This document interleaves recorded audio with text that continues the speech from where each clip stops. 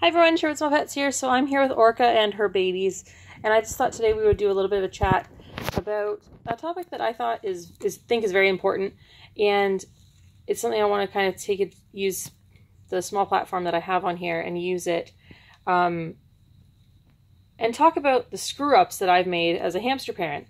Now, a lot of people seem to think that you have to always only advertise the good on your channel or on your social media platform, and encourage everybody to do the right thing right from the get-go. And that is very true. If everybody could start off fully prepared for the pet that they bring home, that would be amazing. However, that is absolutely not how things work. I am very much aware that people get pets sometimes on an impulse, or they see something that just tugs at their heartstrings, or they get left with it, or there's lots of different situations and people aren't prepared, or they just don't know that the resources are out there and they start off and they screw up. And I certainly did with hamsters. I'm starting this with hamsters because as an adult, the first pet I ever got as an adult was a hamster. And so that's where a majority of my blunders are. It was in the earlier days before everyone went to YouTube, before there were forums everywhere, and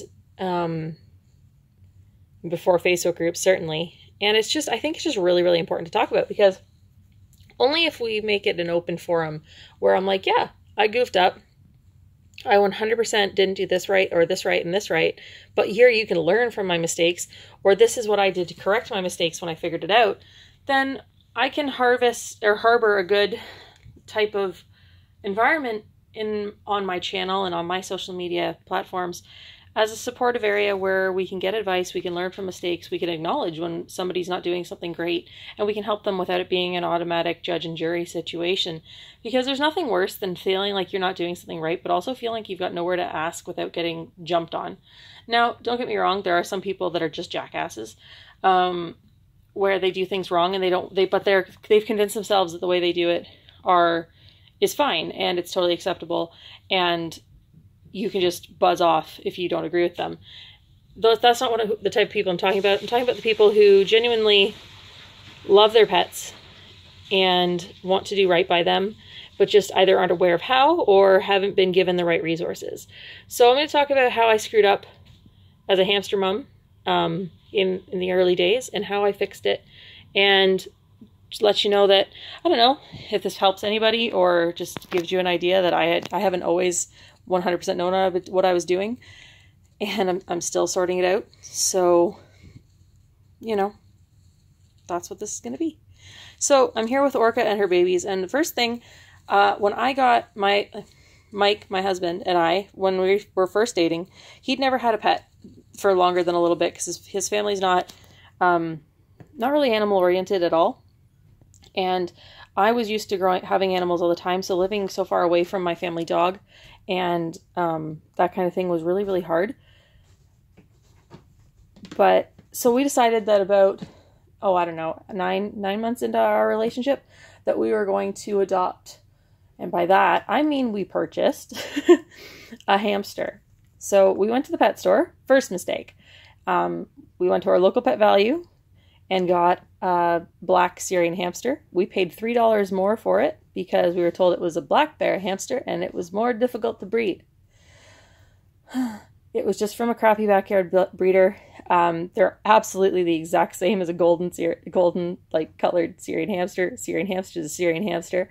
So that was our first mistake. We did that. I'd never liked the barred cages, but it was mostly because I didn't like the way they looked. I didn't think they were big enough, but I also didn't think they were that wasn't my principal concern, as awful as that sounds.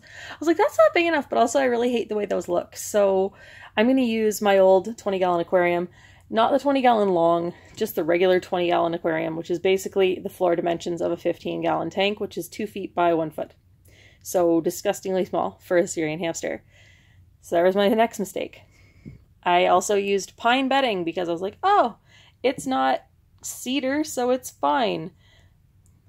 False. I also got those cubes, not cubes, they're like flat squares that they would chew and turn into like a bedding or like a nesting material. So wasn't the cotton, but it was something else. It was like a weird hybrid material.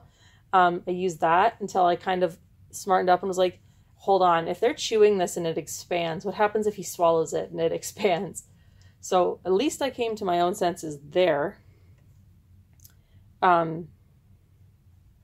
But what else? What else did I do? Oh, I got him a silent spinner that was only 6.5 inches. Not even close. I wouldn't, like, that's like the minimum size of wheel for one of these guys, not a large Syrian hamster. Sheldon, who was our first, like, our hamster, was also 100% a female. That was like a mistake that I made. I trusted the pet store to sex my hamster. So we're really lucky we didn't end up with babies.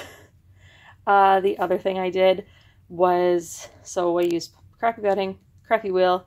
Oh, the food wasn't that great. However, the food was, that was something that I was slightly more aware of. So at the time, there was no access to things like Harlan Techland, or Versella or Higgins, anywhere up where I was. I mean, heck, at this point, Oxbow food wasn't even commercially available in stores yet. So that's how, like, we're talking 2010, so it's a long time ago now. But I did use Hazel Hamster, which isn't the great food now, but in comparison back then, it was pretty good.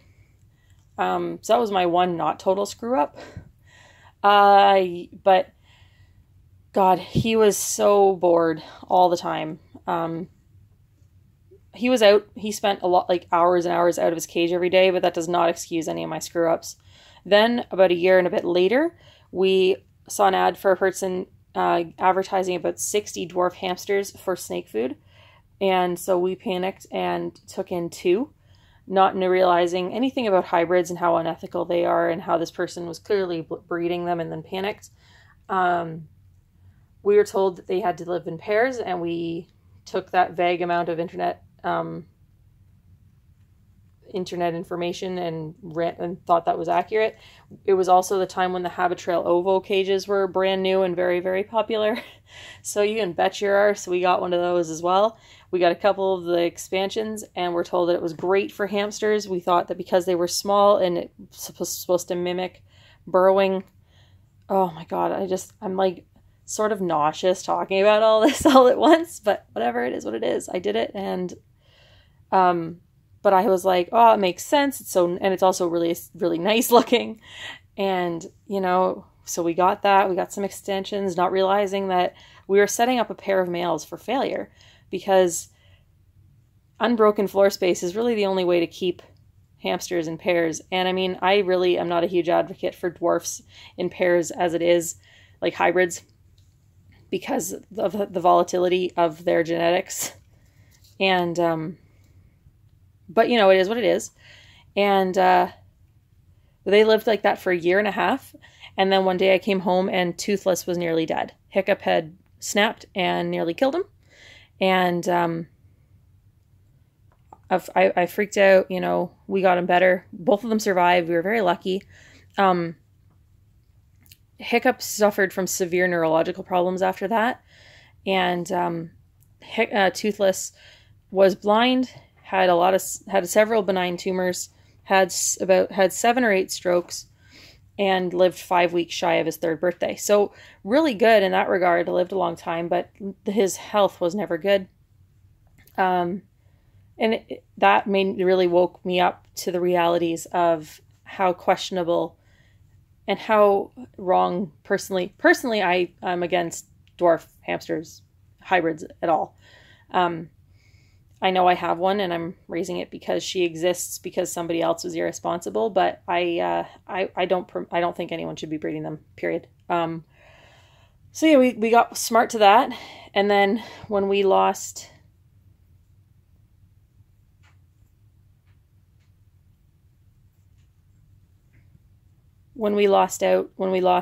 Sheldon, I got really upset and wanted to do things right. I was like, I kind of figured out, I was doing research on something, and I was like, oh my God, there's like cage standards, and at the time the minimum was a 20-gallon long, and I decided that I didn't even think that was big enough. So I went with, when we got Boo, my baby, my heart ham, she had a 40-gallon breeder, which I mean now is funny because I don't keep any Syrians and something like that, but back then that's what that was considered a lot.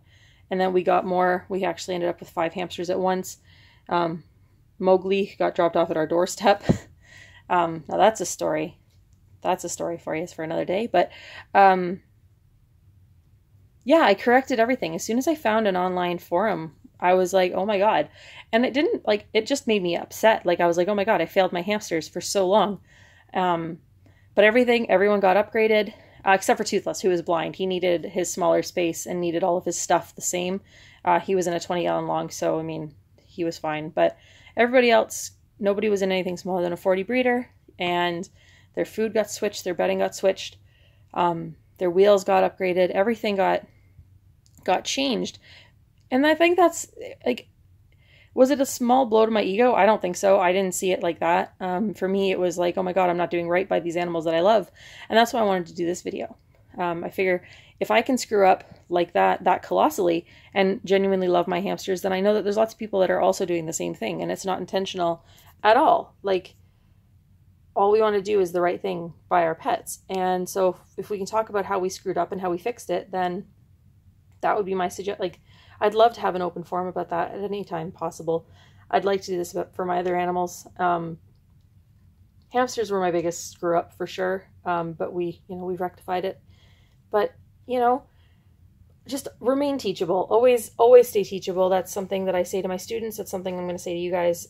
Just stay teachable. Always be willing to learn. And don't take it as a personal attack if somebody tells you that what you're doing could be done better. Anyway, I hope this wasn't too long. I will see you guys on Monday? Yeah, Monday. And take care of one another. Bye-bye.